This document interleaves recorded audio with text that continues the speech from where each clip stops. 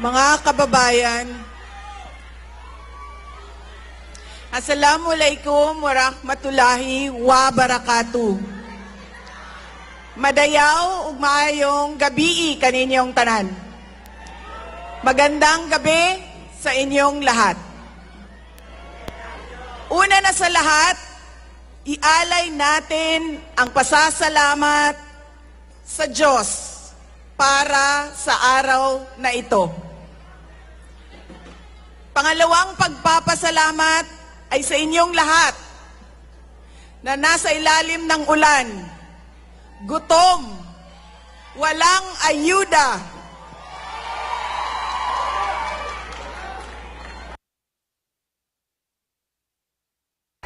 hindi pumasok sa trabaho. Ngunit ibinigay ninyo ang panahon para sa aming lahat ngayong gabi. Maraming salamat sa inyo.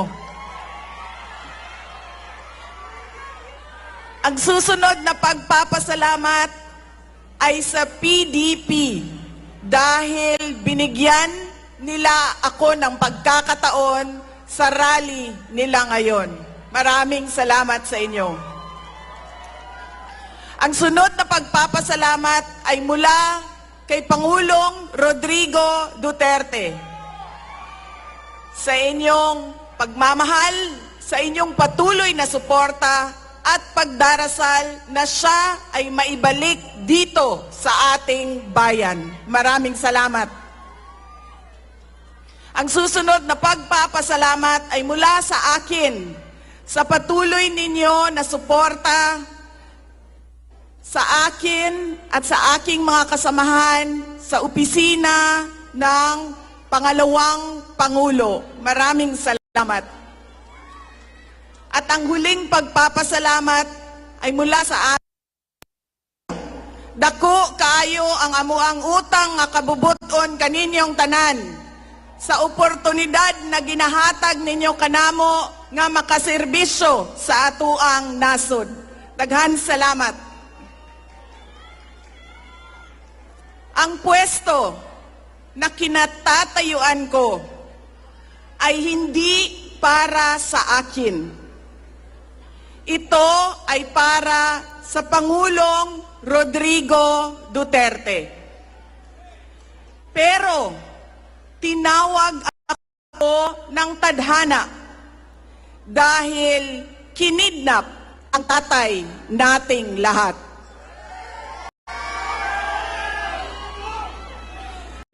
Sa pagkakataong ito, nakatayo ako sa entablado at humaharap sa inyo, hindi bilang kandidato.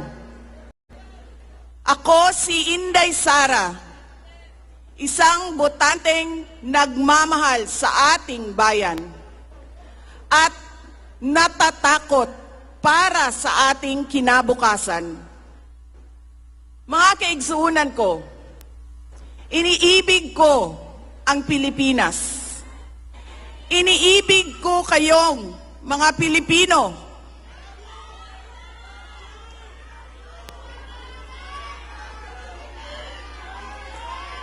I love you too.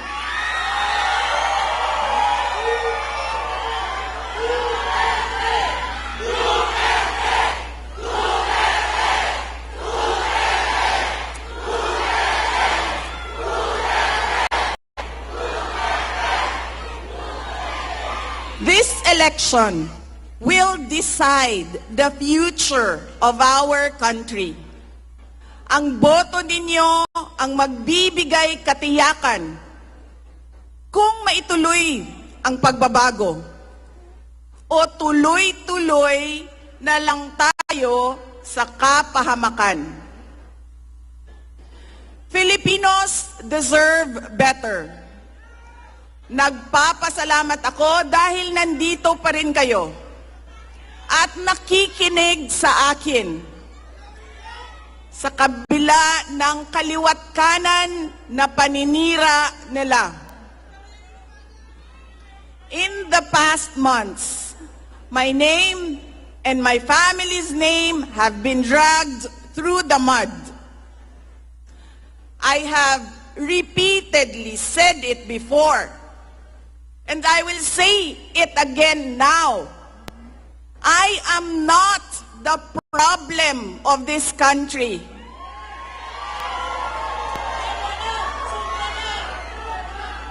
Hindi ako ang problema ng Pilipinas.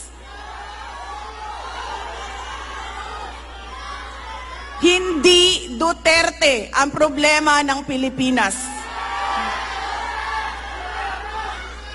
Sino nga ba ang tunay na makikinabang kung tuluyan ng burahin sa mundo ang pamilyang Duterte? Hindi ang mga Pilipino. Lalo nang hindi makikinabang ang mga biktima sa krimen, mga walang trabaho, mga naghihirap, o maging ang mga nagugutom. What we are witnessing is a systematic demolition job against political opponents that once dared to put the country first, even if it meant going against the most powerful interests in our homeland. Sa kasamaang palad, iniluklok natin ang isang leader na walang kakayahang maintindihan ang tunay na kalagayan ng mga Pilipino. At higit sa lahat, hindi kayang magdesisyon para sa kapakanan ng sambayanan. Pinagbabayaran natin ngayon ang pagpili ng maling leader. Nakikita natin ang lantaran at walang pakundangang paglabag sa ating saligang batas. Pinamumunuan din tayo ngayon ng isang taong patuloy pa rin tumatanggi, sumailalim sa isang pampublikong hair follicle drug test.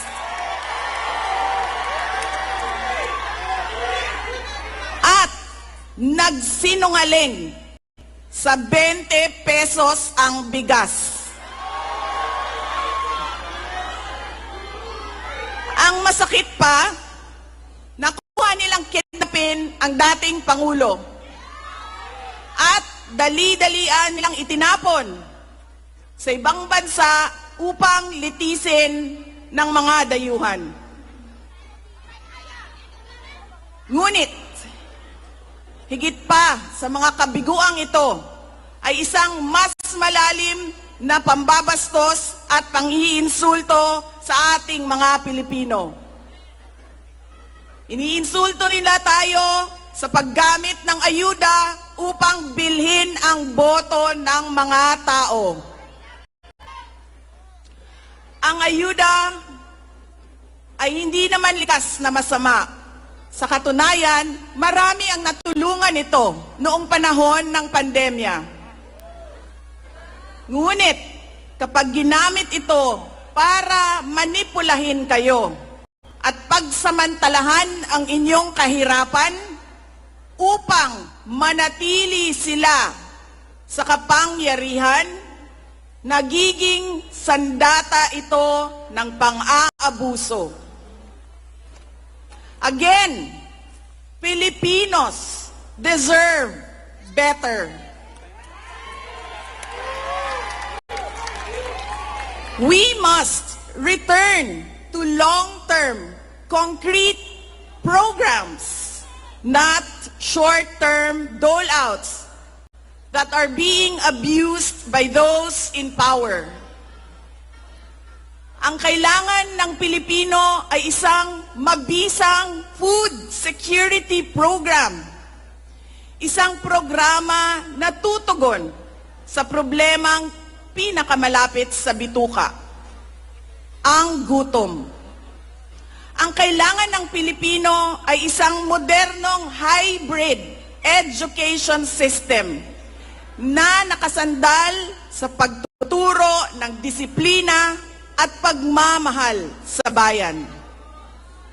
Ang kailangan ng Pilipino ay isang tunay na universal healthcare system na tutugon araw-araw sa lahat ng health centers at hospitals at hindi lamang sa mga supporters ng politiko.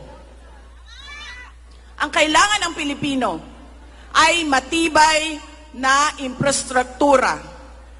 Let us build into the future. Ang kailangan ng Pilipino ay oportunidad sa hanap buhay at trabaho dito sa loob ng ating bayan. Masakit sa kalooban nating lahat ang kalagayan ng maraming nating OFWs na malayo sa kanilang mga mahal sa buhay. At higit sa lahat, ang kailangan ng Pilipino ay peace and order. Kailangan nating ganap na puksain ang kriminalidad, illegal na droga, terorismo, at insurgency sa pamamagitan ng makatotohanang non-partisan Philippine National Police na suportado ng ating sandatahang lakas. Kinahanglan undangon nato ang batasan sa pagpili sa mga kandidato nga gikan sa political dynasty. Kining mga sikat nga apelido nga magsayaw-sayaw ra og magkanta sa atubangan. Igo ra magpakatok, undangon ang mga party list na gipanag-iya sa mga dato. Undangon ang mali na pagpili sa atong mga opisyales. Undangon ang budol o pagpamakak. Kailangan natin mag-vote straight sa mga taong magtutuloy ng nasimulan ni Pangulong Duterte. Idiretso natin ang boto. Number 38, Rodante Marcoleta. Number 10, Jimmy Bondoc. Number 56 sa balota, Attorney Vic Rodriguez.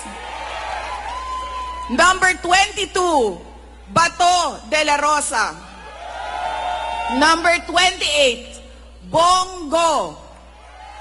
Number 53, Apollo Kibuloy. Number 34, Raul Lambino. Number 30, J.V. Hinlo. Number 58, Philip Ipe Salvador. At number 42, Doc Marites Mata. Alam ko, hindi kayo matutuwa. Pero iboboto ko si Amy Marcos. Siya ang naglakas loob na buksan ang investigasyon sa pagdukot ng pamahalaan ng isang Pilipino dito sa bayan para ihatid sa mga dayuhan.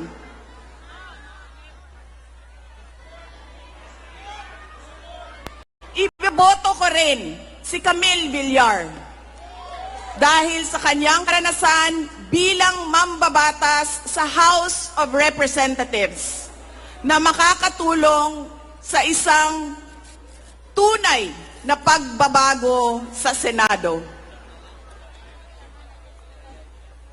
Hindi ako mapapagod na sabihin ito. We Filipinos deserve better. Tunay na kapayapaan at kaunlaran na hindi lamang para sa iilang politiko at mayayaman. Kaya sa May 12, kailangan natin maging mapagmatyag. May mga ulat at bulong-bulungan na may mga kumikilos na sa iba't ibang parte ng ating bansa. Mga babala na maaaring nagsisimula na ang malawakang dayaan sa halalan na ang alyansa.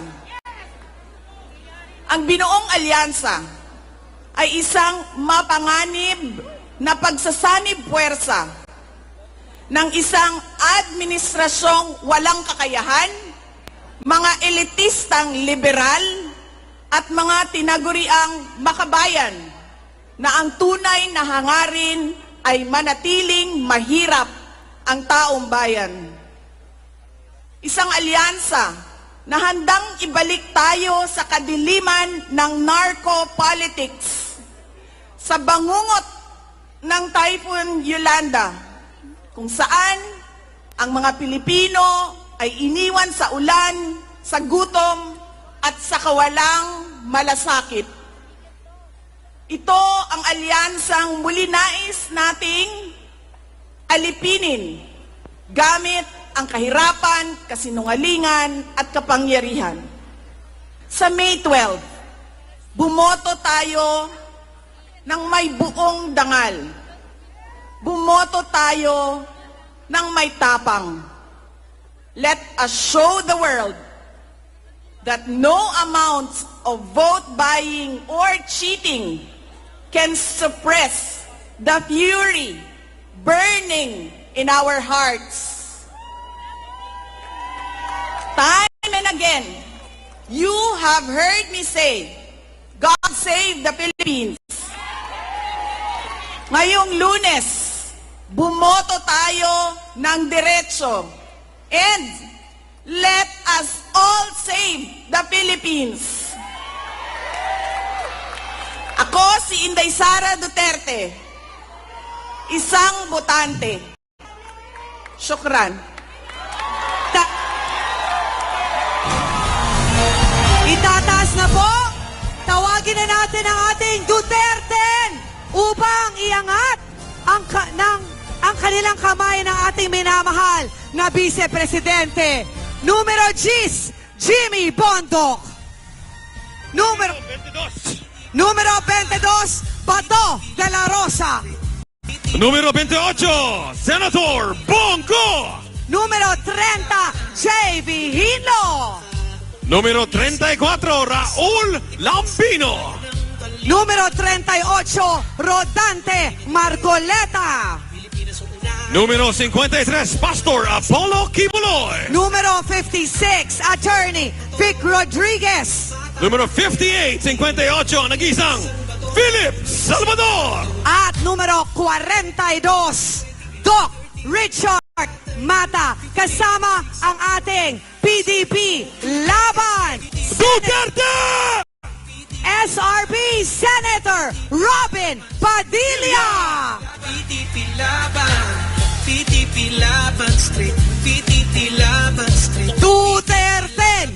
Duterte! Duterte! Duterte. Duterte. Nakikiusap po ako, i-on po natin ang mga flashlight natin dahil kakantahin natin ngayon ang Pilipinas, Duterte pa rin.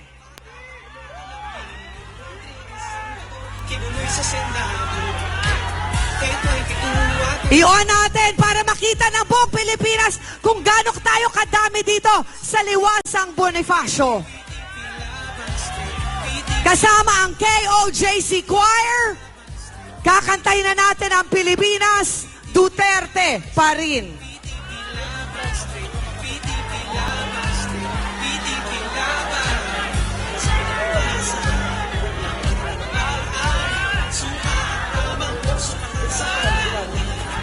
Duterte! Duterte! Duterte! Duterte! Duterte! Duterte! Duterte! PDP Laban Street, PDP Laban. Bumili ka na ng suka, linisin ng tanso, ibalik sa bayan ng Baliro.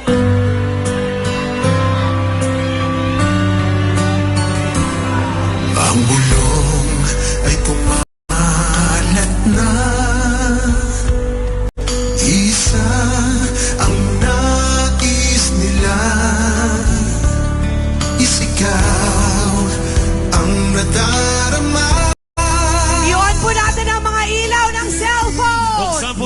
ating mga ilang cellphone at makisa sa pagkanta